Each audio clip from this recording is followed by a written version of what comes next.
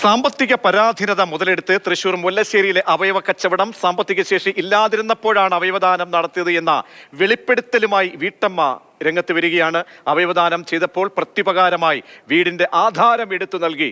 വിശ്വനാഥൻ എന്ന ഇടനിലക്കാരനെ പരിചയപ്പെട്ടത് വില്ലേജ് ഓഫീസിൽ വെച്ചാണെന്നും വീട്ടമ്മ തന്റെ ബന്ധുവിനാണ് അവയവം നൽകിയതെന്നും വീട്ടമ്മ മാതൃഭൂമി ന്യൂസിനോട് പറഞ്ഞു. വാക്കുകൾ കേൾക്കാം.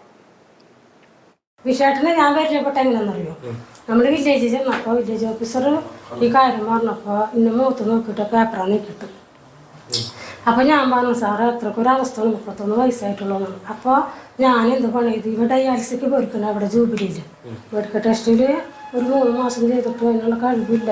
അപ്പോൾ ആൾക്കാർ ഫണ്ട് പിരിക്കാൻ നമുക്ക് കിട്ടിയിട്ടില്ല. അങ്ങനെ ഇവിടേക്കാക്കി, ജൂബിലിയിലേക്കാക്കി.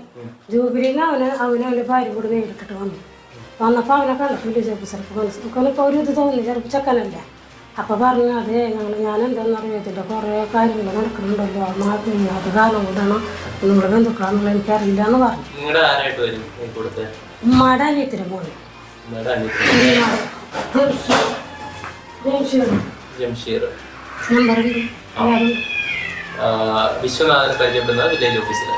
അത് ഞാൻ അവരെ മുൻ ആശുപത്രിയിൽ നിന്ന് അറിയാം. ഇല്ലല്ല, എനിക്ക് ആധാരം എടുത്ത് തന്നു. ലോൺ എത്രയെന്ന് വെച്ചാല് ഞാൻ ആധാരം വെച്ചിട്ട് 2.5 ലക്ഷം രൂപ എടുത്തിട്ടുണ്ടായിരുന്നല്ലോ, അത് ബ്ലേഡിലാണ്. വളരെ ഗുരുതരമായ റിപ്പോർട്ടാണ് മാതൃഭൂമി ന്യൂസ് പുറത്തേക്ക് വിടുന്നത്. വളരെ ഗുരുതരമായ നടപടികൾ സ്വീകരിക്കാൻ ഒക്കെ തുടർന്ന് വഴിവെച്ചേക്കാവുന്ന ഒരു പ്രതികരണം അവയവദാനവുമായി ബന്ധപ്പെട്ട് പുറത്തേക്ക് വരികയാണ്. ലിഷോയി നൽകും കൂടുതൽ വിവരങ്ങൾ. ലിഷോയി, നേരത്തെ മുല്ലശ്ശേരിയുടെ മുൻ പഞ്ചായത്ത് പ്രസിഡന്റ് പറഞ്ഞതുപോലെ, കാരണം അവിടെ സ്ത്രീകളൊക്കെ വളകളൊക്കെ ആഭരണങ്ങൾ ഊരി നൽകും പോലെയാണ് അവയവം ദാനം ചെയ്തിരിക്കുന്നത് എന്ന് ഇപ്പോൾ പുറത്തേക്ക് വരുന്ന, നമ്മളിപ്പോൾ നൽകിയ ആ സ്ത്രീയുടെ പ്രതികരണം മനസ്സിലാക്കുമ്പോൾ, വായിക്കുമ്പോൾ, കൂടുതലായി ആഴത്തിൽ പരിശോധിക്കുമ്പോൾ ഏതൊക്കെ നിഗൂഢതയിലേക്ക് കാര്യങ്ങൾ പോകുന്നതാണ്. ആരാണ് ഈ ഇടനിലക്കാരൻ? വീടിൻ്റെയും കുടുംബത്തിൻ്റെയൊക്കെ പരാധീനത അത് ചൂഷണം ചെയ്യുകയാണോ ഇവിടെയും സംഭവിച്ചിരിക്കുന്നത്? എന്താണ് ലിഷോയി?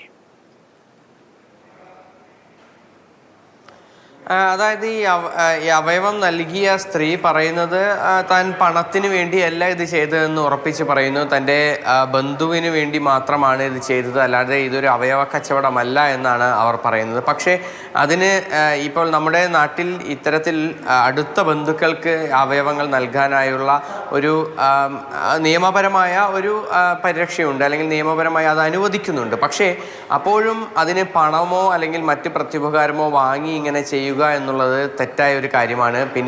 പിന്നെ മറ്റ് ഇടനിലക്കാർ വഴിയോ അല്ലെങ്കിൽ അത്തരത്തിൽ പുറത്തു നിന്നുള്ള ആളുകളുടെ സഹായത്തോടു കൂടി ഇതെല്ലാം ചെയ്യുന്നത് അത് തെറ്റാണ് എന്നുള്ളത് തന്നെയാണ് നിയമപരമായുള്ള ഒരു കാര്യം. ഈ സ്ത്രീ പറയുന്നത് തനിക്ക് പണമായി കയ്യിലൊന്നും ലഭിച്ചിട്ടില്ല, പക്ഷേ തൻ്റെ വീടിൻ്റെ ആധാരം ബാങ്കിൽ നിന്ന് എടുത്തു തന്നു. അത് വീടിൻ്റെ ആധാരം പണയം വെച്ചിരിക്കുകയായിരുന്നു, അത് പലിശയ്ക്ക് വെച്ചിരിക്കുകയായിരുന്നു, അത് എടുത്തു തന്നു എന്നുള്ളതാണ് പറയുന്നത്. ഈ നമ്മൾ നേരത്തെ സൂചിപ്പിച്ച പോലെ തന്നെ മുല്ലശ്ശേരിയിലെ മുൻ പഞ്ചായത്ത് പ്രസിഡന്റിൻ്റെ വാക്കുകൾ കേട്ടതാണ്. CA ബാബു അദ്ദേഹം പറഞ്ഞത്, പലരും ഇത്തരത്തിൽ പണത്തിന് വേണ്ടി അവയവങ്ങൾ വിൽക്കുന്ന ഒരു സ്ഥിതി ഈ മുല്ലശ്ശേരി പഞ്ചായത്തിലുണ്ട്. അത് തനിക്ക് നേരിട്ട് അറിയാവുന്ന ഒരു കാര്യമാണ്. പലരുമായും, അതായത് ഈ സ്ത്രീ ഉൾപ്പെടെ പലരുമായും ബാബു സംസാരിച്ചിട്ടുണ്ട്. അങ്ങനെ സംസാരിച്ചപ്പോഴെല്ലാം തന്നെ അവർ പറഞ്ഞത് അവരുടെ സാമ്പത്തിക ബുദ്ധിമുട്ടുകൾ, ആ ബുദ്ധിമുട്ടുകൾ തീർക്കുന്നതിന് വേണ്ടിയാണ് ഇത്തരത്തിൽ അവയവങ്ങൾ വിൽക്കുന്നത്.